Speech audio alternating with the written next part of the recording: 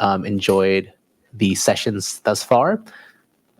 So my name is Vivek Ravichandran, and I'm a PhD candidate here at the University of Maryland School of Public Health, and I work with Dr. Wilson on a variety of projects. And these range from the air quality monitoring projects that you've seen in the previous sessions to the development of both legislator and agency scorecards. So today we're going to go over the state agency scorecard and how we can hold them accountable towards environmental justice initiatives. So I wanted to briefly begin with an outline of general EJ scorecard objectives. So these scorecards have been used extensively in the past, and they're used to evaluate the priorities, initiatives, and capacities of agencies towards environmental justice. Additionally, these scorecards can serve as a metric to track progress over time. So this iterative cycle allows us to identify EJ risers, in quotes, as well as EJ fallers to see if they've taken steps over the past few years to improve their score and serve as environmental justice champions. I want to now briefly contextualize environmental justice, and I'm utilizing a quote from Dr. Robert Bullard. I'm sure many of you in this room know who Dr. Bullard is. He is one of the fathers of the environmental justice movement.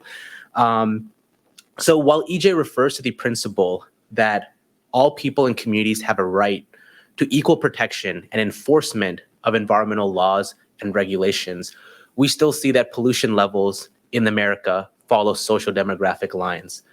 In fact, what's bolded right here really resonated with me when I saw this quote, and that is that zip code is still the most potent predictor of an individual's health and well-being. I don't know if folks on the YouTube live stream as well as in the room have seen the other sessions on health disparities, but for example, in Washington, D.C., life expectancy can differ by up to 20 years, depending on the ward that you reside in. And those who live on the, quote, wrong side of the tracks are subjected to a disproportionate level of environmental pathogens or negative features of their environment that contribute to their health disparities. So to combat these issues, President Biden introduced the Justice 40 initiative in his executive order on climate change. And what this Justice 40 initiative has done is allocated 40% of federal investments to go towards disadvantaged communities. Now in Maryland and other similarly situated states, bills have been introduced or passed that define a disadvantaged community or an environmental justice community. In Maryland, for example, we have the Maryland Environmental Justice Screen and Mapping Tool, which has also been covered in a previous session. This allows us as researchers, allows legislators, and allows EJ advocates to pinpoint areas of investment. EJ advocates have also gathered and identified key environmental justice values and benefits that the Justice 40 investments should deliver on to environmental justice communities.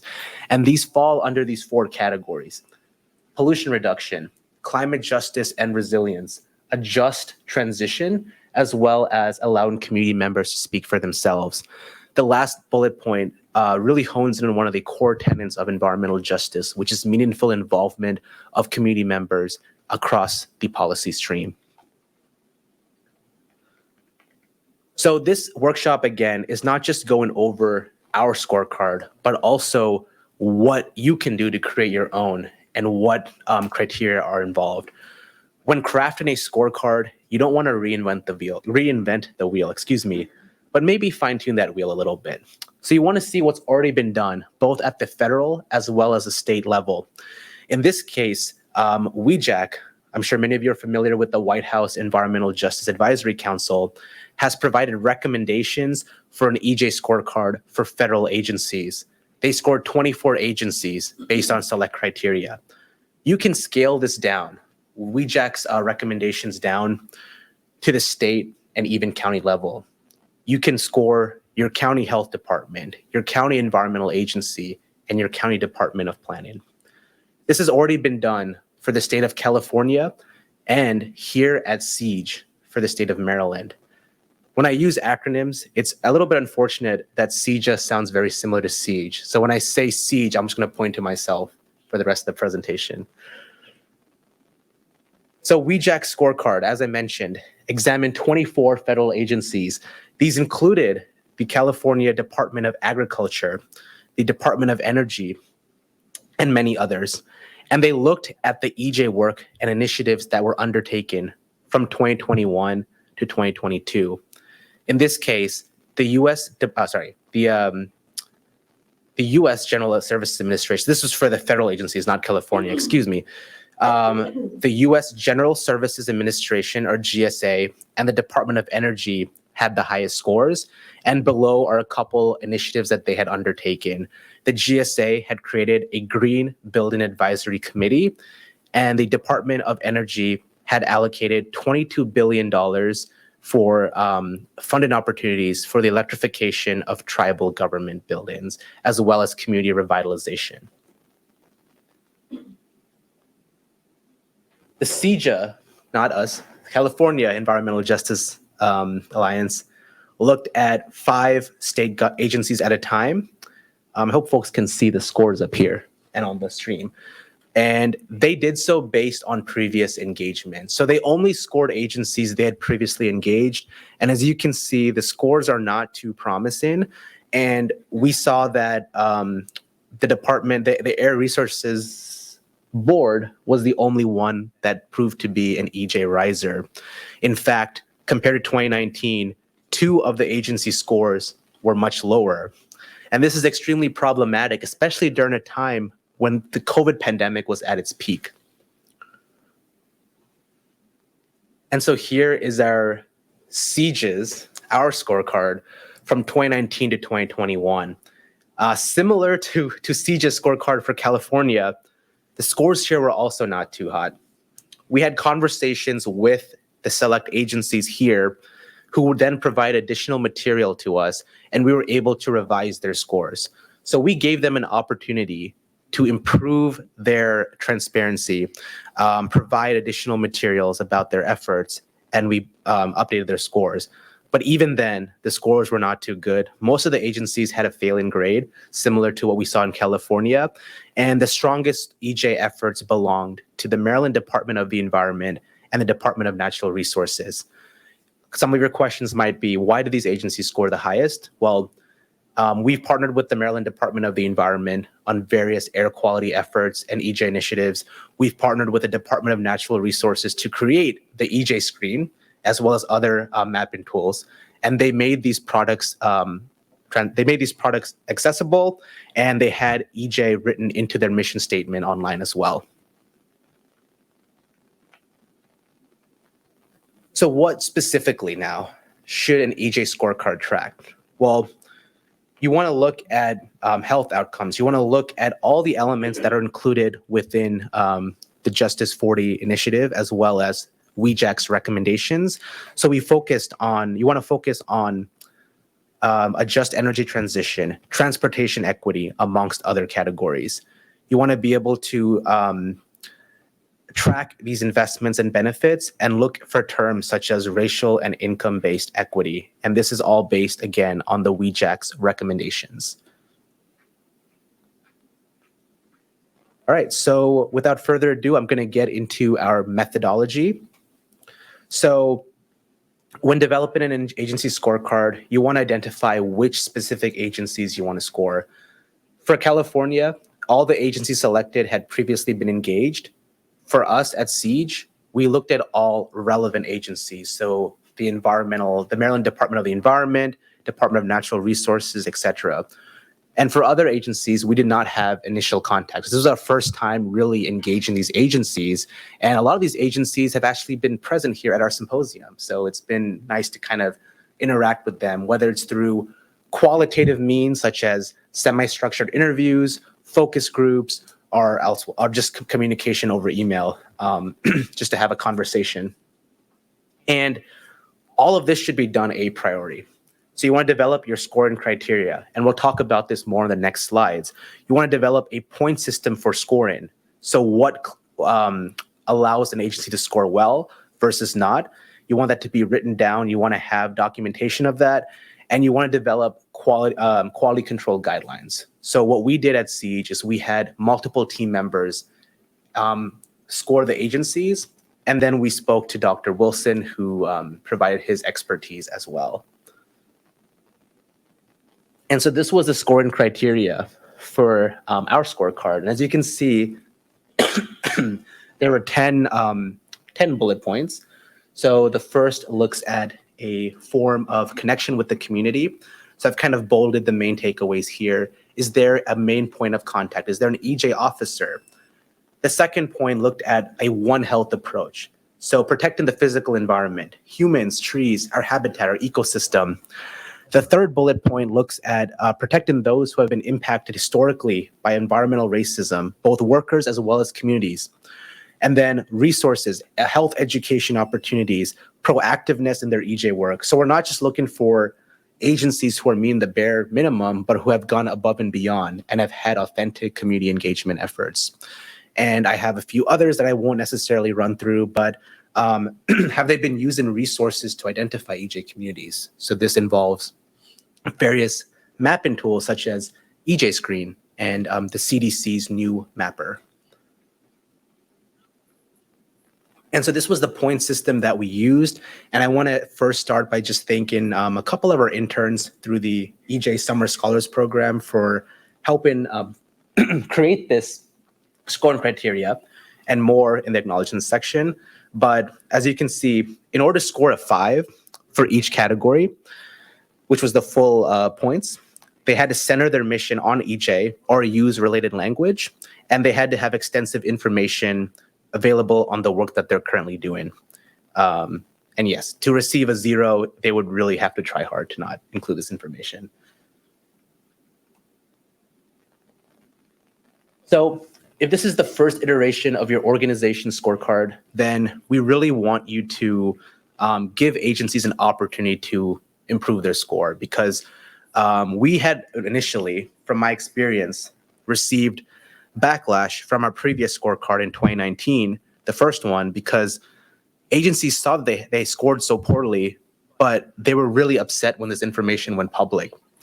They said, we could have done things to fix this. We could have been more transparent. So contact the agency, have a conversation with them, allow them to provide additional documentation of some of their efforts, and then update their scores accordingly. So you can include their initial score and then their updated score.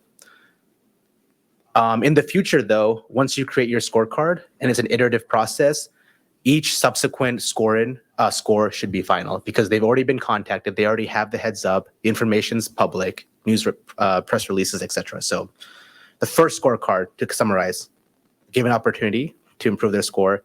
In the future, whatever score they get is final.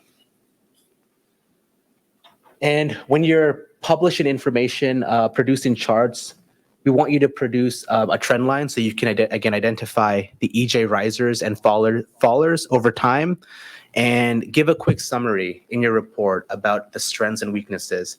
So even if the agency had a perfect score, how can they improve? If they had a terrible score, what did they still do well, so that you want to at least be able to balance some of the cons with some of the pros.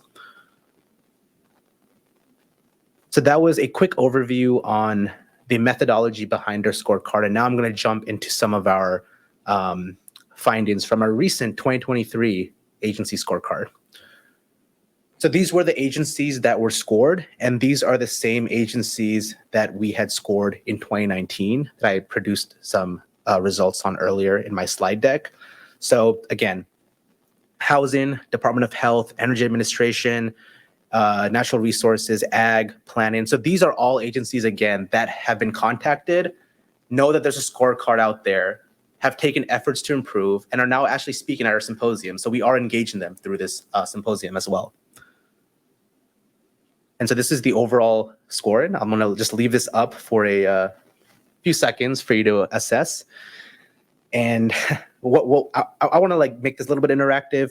Based on the previous scoring, do you notice any patterns or similarities? And if I can scroll back to the Ag can't pull it together. Huh? Ag can't pull it together. Yeah. Was Ag Well, Ag had an F on your previous thing. They had an F. Okay, They okay. just cannot get it together. Okay. I don't know if we had Ag representatives in the symposium. Do a quick Control F on our agenda. No. Yeah, but The Department of Health is really concerning too. Right, I mean, right, come right. on. Yeah. Yeah, right, come on. Is anyone here from a state agency by any chance? I'm from a state agency, but not in Maryland. Which one? Delaware. Delaware. Natural Resources Environmental. Okay, so you're with Right. Miss Marconi. Oh, Angela, yeah. Angela. Okay.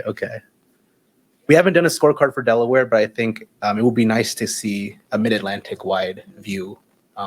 So we already have a comparison with California and Maryland, but California it's a very different state to say the least, and I think a Mid-Atlantic view would be key.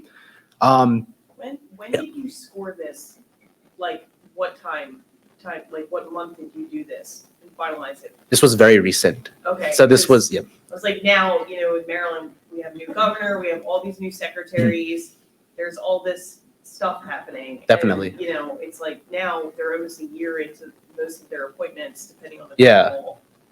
And, I think a lot of us community groups, we've really like ran hard on MDE and DNR, but the other ones just kind of fall flat. So, and then again, I think a lot of it has to do with engaging the communities to really put pressure on this kind of stuff too.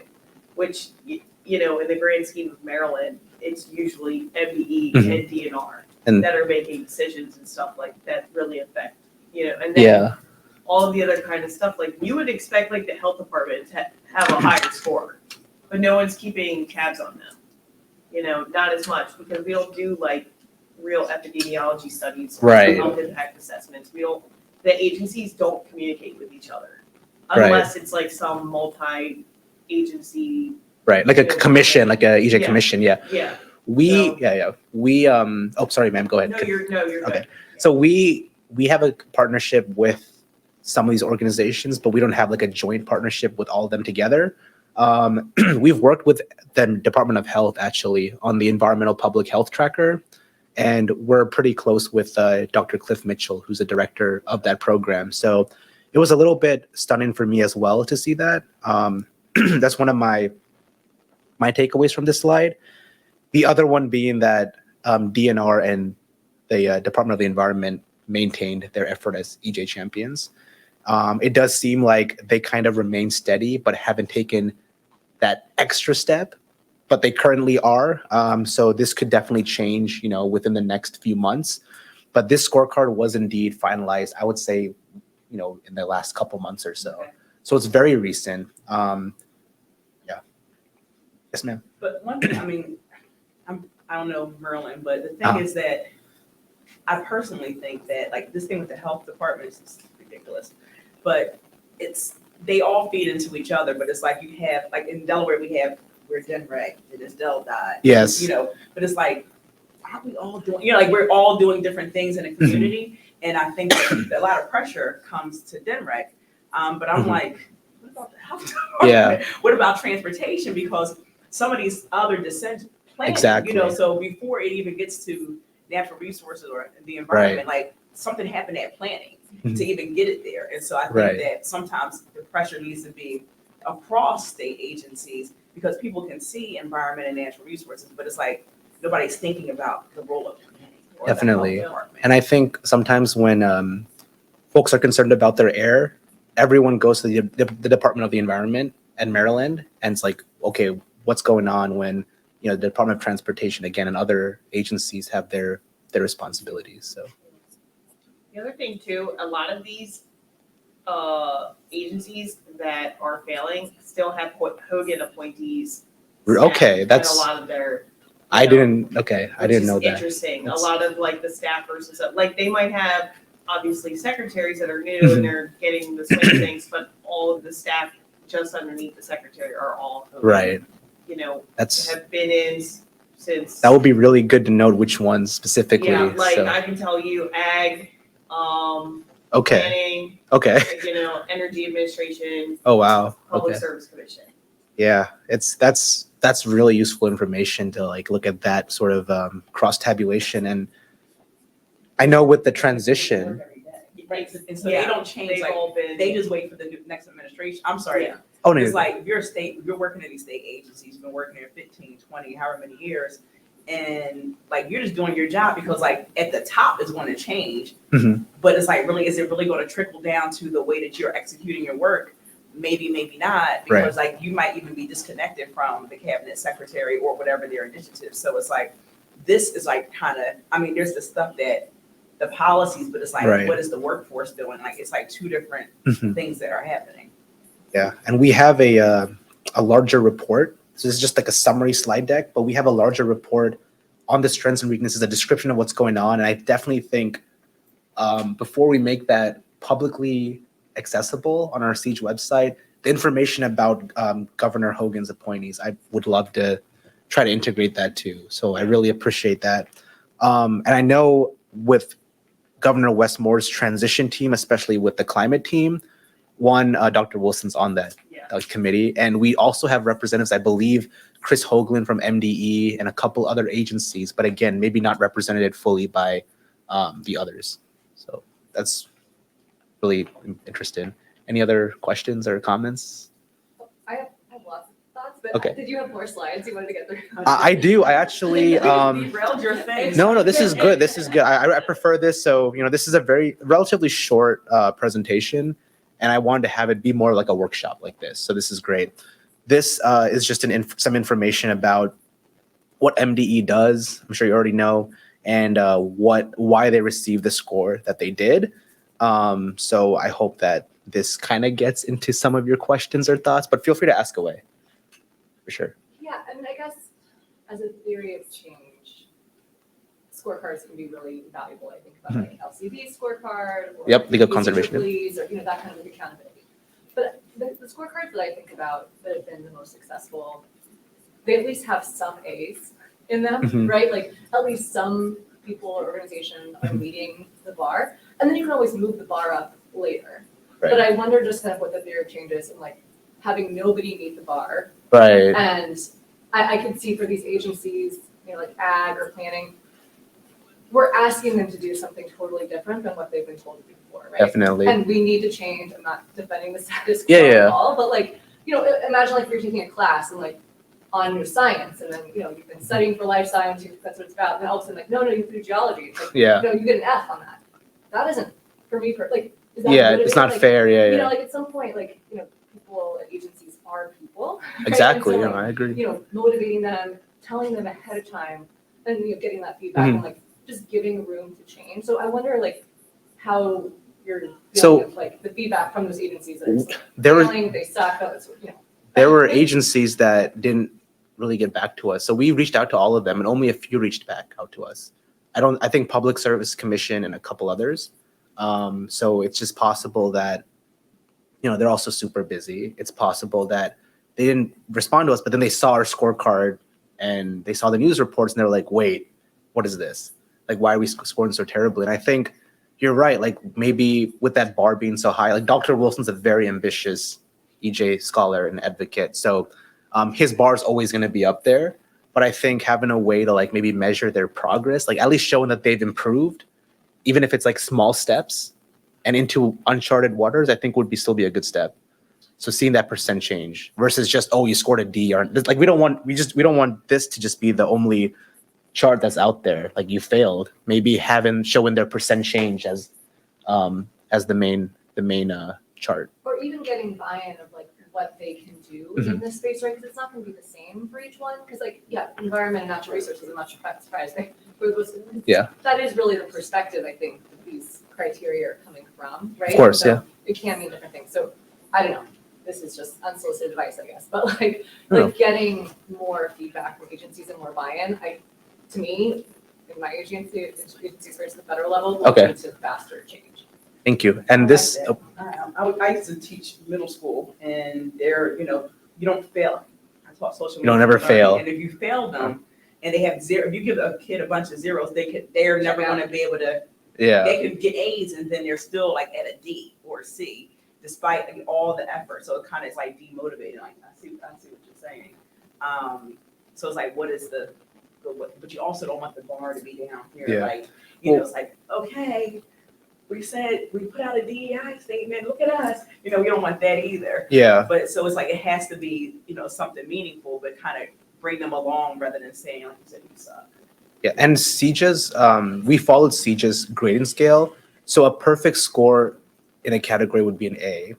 but if they had like I think a 4 was a B or something like that. So it was really hard to get an A overall is what I'm saying. You had to score perfectly.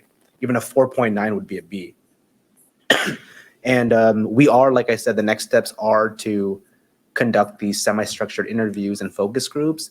And that's actually part of my my dissertation at the end. So I'm really excited for that and kind of see their perspective on maybe, looking for dominant themes that might point to some challenges and barriers that they have, and maybe be able to hear them out versus just calling them out. The other thing that I've noticed too, really quick while we're discussing this, is that, years ago when we were fighting all the CAPO stuff and we were doing all the stuff on the ground and like environmental justice was really starting to be talked about, and this was like, I don't know, 9 years ago now, really. And, Dr. Wilson came down Eastern Shore and helped us with everything. Right. The one thing that we worked really hard on for like the next several years was getting a Maryland EJ commission. Mhm. And it's staffed by secretaries and citizen people.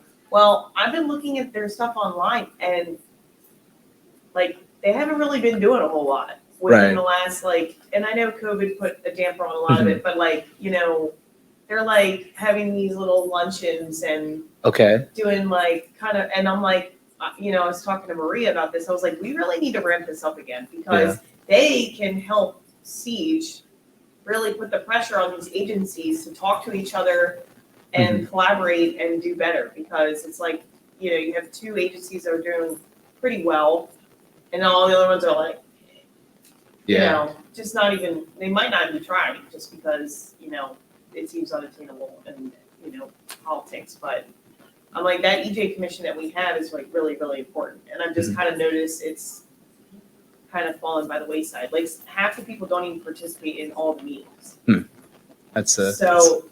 like this was something I'm like, when the EJ symposium is all over, like we need to start discussing this again. But like we really need to rely on that. We worked really hard to get that in there. So I didn't realize that it was that inactive. I know we have calendar invites. I just never had a chance to attend those sessions. So I would love to kind of sit in and see what's really going on. Yeah, I think I was like, I think we need to get more eyes on it, because like that's accountability something that we should be utilizing in this. And it's a public event, right? So usually they open up their meetings to the public, but they travel around the state and have different meetings. But I mean, like we worked really hard to put certain people in there. Yeah. And I've noticed that those certain people just aren't really holding up to, what we expected them to do. And now it's just kind of dwindling because I think we're also focused on all this other stuff that we're doing, which is amazing. Yeah. But that was the first thing that we all did years ago, was establish that. And now it's kind of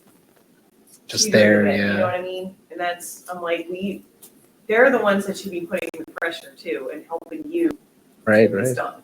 Definitely. Thanks for that. Any other questions before we move on? It's our presentation now, so. Well, this is the question break. It's a good break. Yeah. Well, I'm glad that these slides are, allowing us to plan. Like, again, actions oriented science is what we're all about.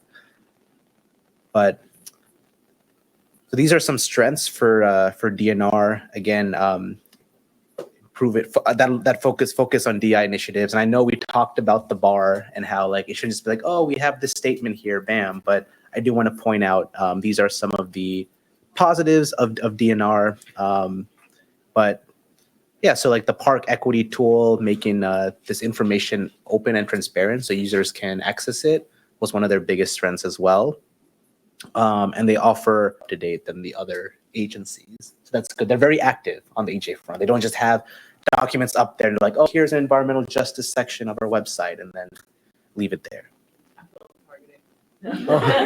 Well, but define late, couple years. I mean, I think for Dr. Wilson, like I said, I know Dr. Wilson very well. I worked with him for since I was an undergrad in 2016, actually. So for him, 2 years is late, very late.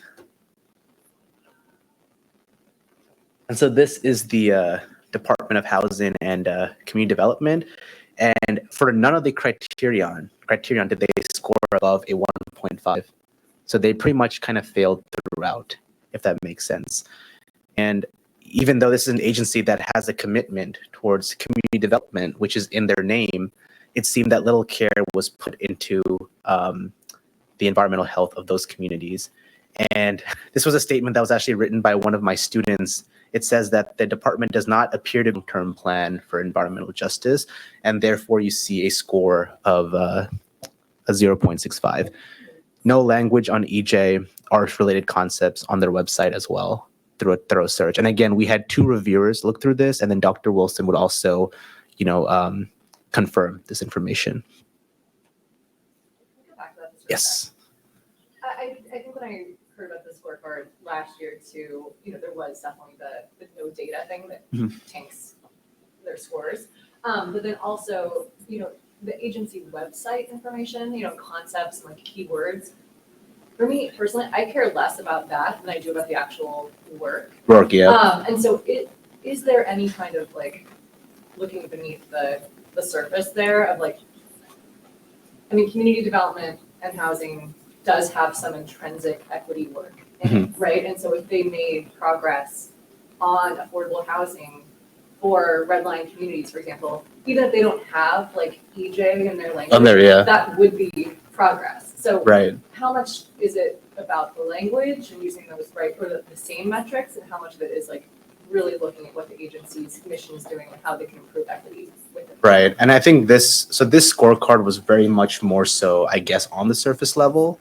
And we have, again, the criteria and the point system that was used by our team. So yeah, it was really more so about what was available on their website. But I do agree that's one of the limitations of this tool. And I think post-symposium, when we start looking at the 2023-2024 scorecard, definitely looking beyond just the surface. Because the federal scorecard does look more at criteria like spending, programs, engagement, those things. So This is the voice of reason in the room. No, it's good. This is good. This is a limitation, and next summer is probably when we're going to have our next scorecard iteration. When we have more staff, we will definitely take a deeper look and make sure this information is also present in the description as well. So we can say, while they scored a 0.65, here are some pros that might not necessarily be available, but this is what they're actually currently doing. They might not have had time to publish that because it's still ongoing, right? Or maybe use different language. Different language, exactly.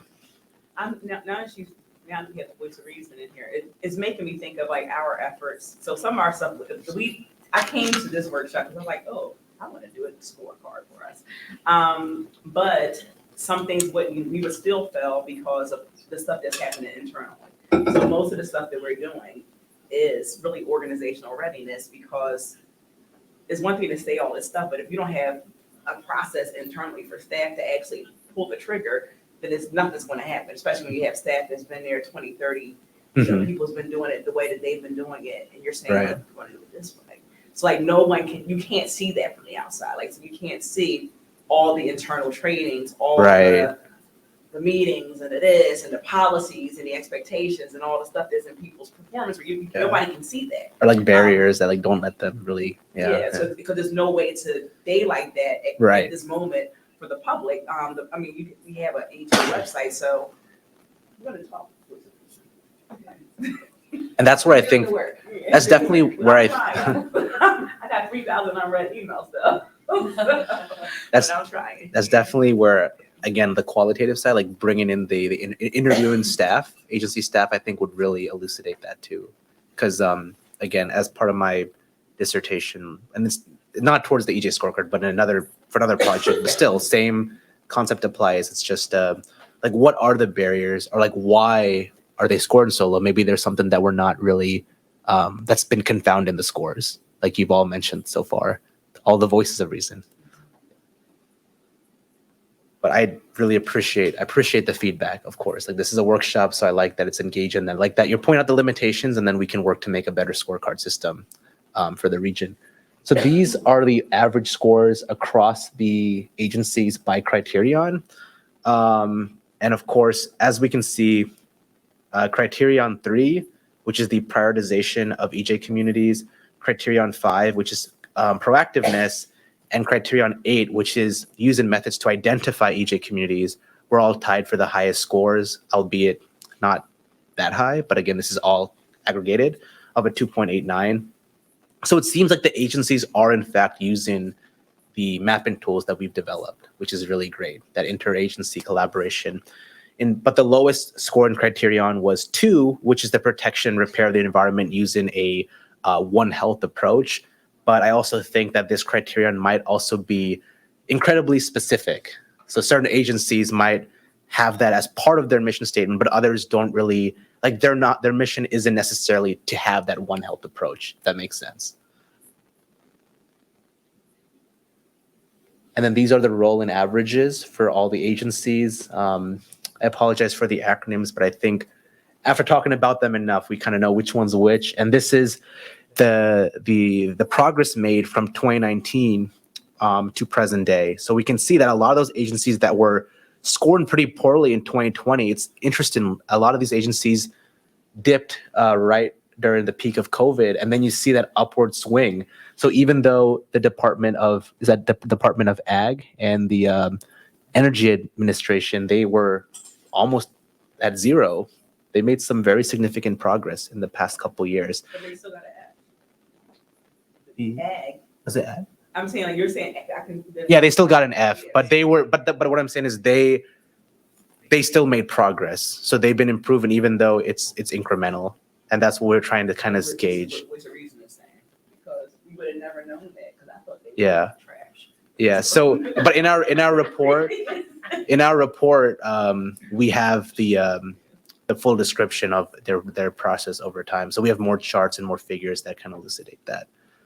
And then MDE and DNR are kind of holding steady at the top. And then this green one, this is M dot, rises from less than a 1 to a 3.5. They got a shot in the arm with all that money. That's Yeah, that's good to know too. Again, like what's the context behind it, right? Yeah. What did they do differently? What was behind their meteoric rise? Yeah, so that is, I have some supplemental documents. It's actually on our website. It should be on our website. I don't know if we published a new scorecard, but it's coming out soon. It's a detailed list of what they've done. But off the top of my head, I'm not sure. But I can pull up a document that has it written down after the presentation. I have it with me. Okay, what from Oh. No, they dot. are. Just kidding. I'm just kidding. Well, what's DHC was the Housing and community I don't know development. what the hell's going on in housing, but that's just, I think it's the criteria because, like she said, yeah, some of this equity stuff, like that's who they're serving. Like they're already serving yeah. a marginal population. So it's like just because they're not using the words environmental justice, it still could be a disadvantaged community. I mean, like that's Right. what they do. Well, the housing crisis that we're going through right now, I mean, they've been focused on probably different things than Yeah. updating our language on them. Right, keeping people in their homes for starters. And so this is the just the overall summary. So this is my final slide. So overall, we see that MD and DNR did score the highest, while the Department of Housing scored the lowest. But as we've discussed, it could be the methodology itself that has been contributing to this. And I would love to adapt this scorecard based on the feedback that you've all provided. And hopefully we can find a way to get this in the form of written feedback so that we can implement this in the future. So I will provide my contact information and we will use that accordingly. It's also possible that we had inter-rater variability. So we had 2 reviewers and we averaged their scores. And we probably need additional reviewers in the future to have a larger statistical power on that front.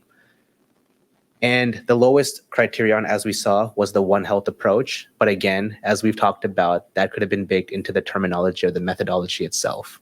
So that's basically my presentation. I received some very, very useful feedback from all of you. And I promise I will implement this to my next iteration for 2024. And I want to just give a special shout out to our Environmental Justice Summer Scholars Program, specifically Carter. He's at Richmond University, I believe. So Richmond, yeah. University of Richmond. And yeah, he really helped develop the scorecard alongside myself, and this workshop would not be possible without his contributions. So that concludes my presentation, and we can take additional questions and have additional conversation at this time. Thank you so much. And do we have any questions from the live stream?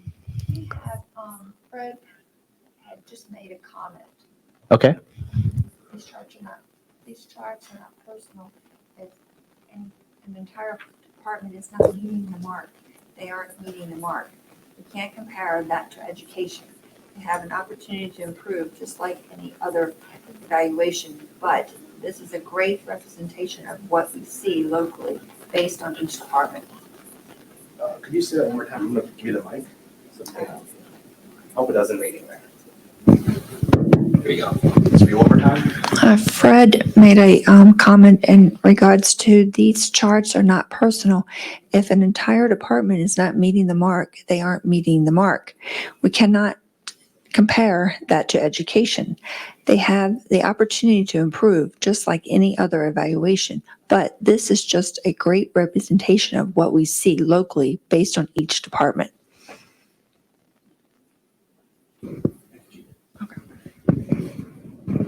Can you repeat the first part? A little bit louder, please. I'm just trying to. These charts are not personal. Okay. Yeah.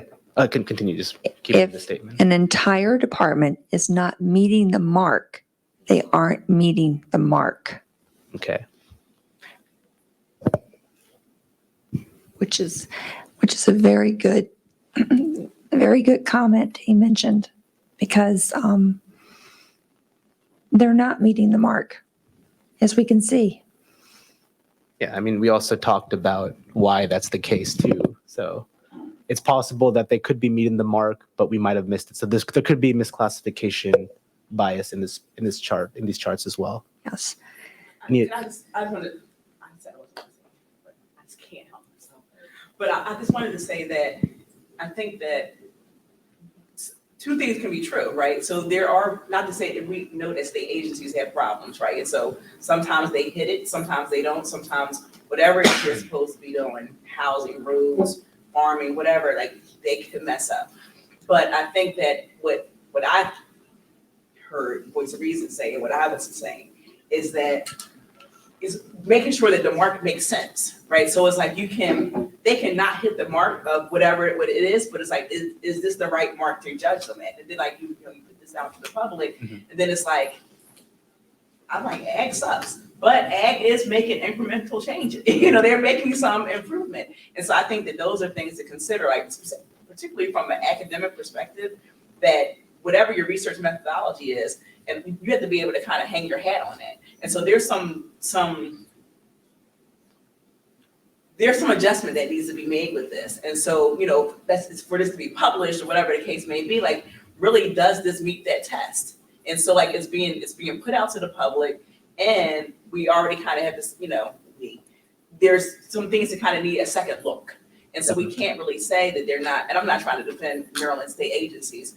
I'm just saying that just from a lens of doing work that's fair and that can move the needle, because it doesn't really help anybody to say, you get an F again and again and again, versus like, all right, what do we need to do to make sure that these outcomes make sense for your agency, right? And I'm not. Yeah, Thank if I could build on that too. Could you go back to the slide of like what the criteria are?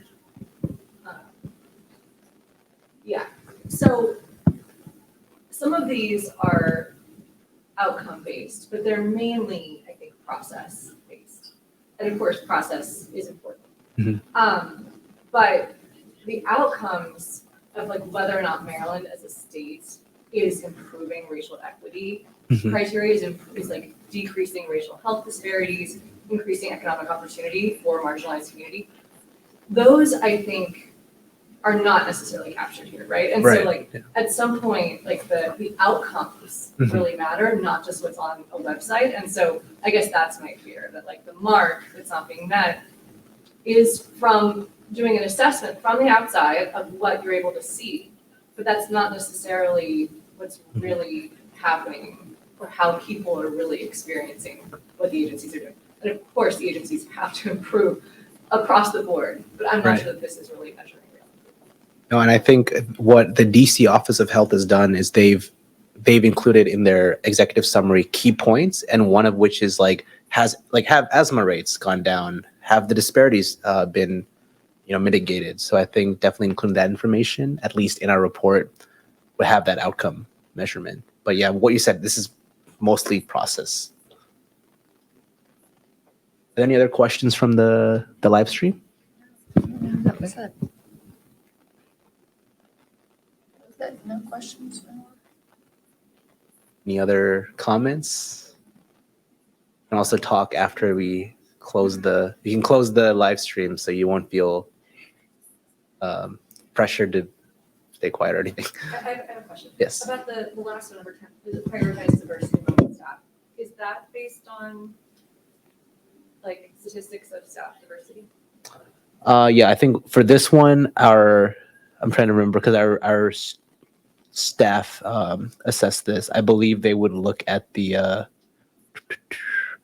I would say it's based on what information is available online. I wouldn't say it's based on statistics. But it's like prioritizing diversity and Being diverse, exactly. Yeah, exactly. I understand. We have it's all these short. The whole thing is just a mess. So you can be like, yes. Like I used to run a nutrition education program, and I'm from Philadelphia originally, and I prioritized diversity. I partnered because we were doing nutrition education in public schools and community centers, and I wanted to have a little bit more diverse staff.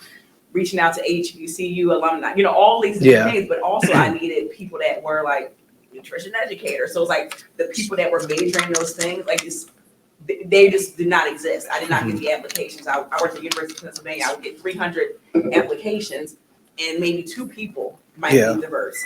And so that for me was like, and I had HR doing all kinds of stuff to try to get more people in there. And so I was definitely prioritizing it, but my entire staff, I had a staff of 21, and I think probably it was like 4 of us might have been some type of minority or something like that.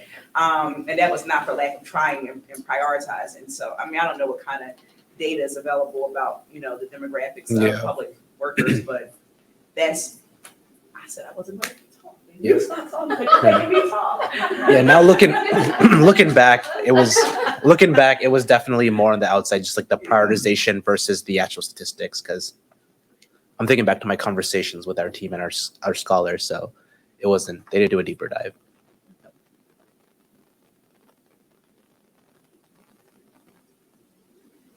These are great comments. I like this. This is. But yeah, I think it does go back to planning them.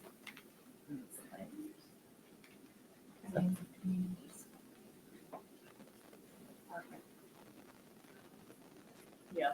Yeah, it does. It, It like- stems from that. Yeah, that's where they feel the pressure. Yeah, it should, because the planning of a community is ultimately determines one's access to health, one's access to exercise, one's access to transportation.